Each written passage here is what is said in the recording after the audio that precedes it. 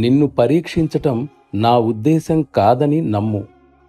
నిన్ను ఎన్నడైనా పరీక్షించదలిస్తే అది నన్ను నేనే పరీక్షించుకున్నట్లే అవుతుంది.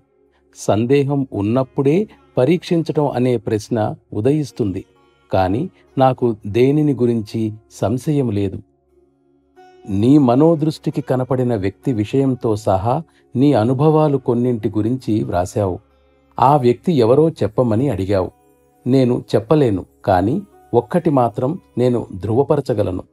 అదేమిటంటే, ముక్తిని పొందిన ఆత్మలు తరచుగా ఏ అభ్యాసిలో అయితే వారికి కొంత కాంతి కనబడుతుందో అతడిని ఆశీర్వదించాలని ఉత్సాహపడతాయి.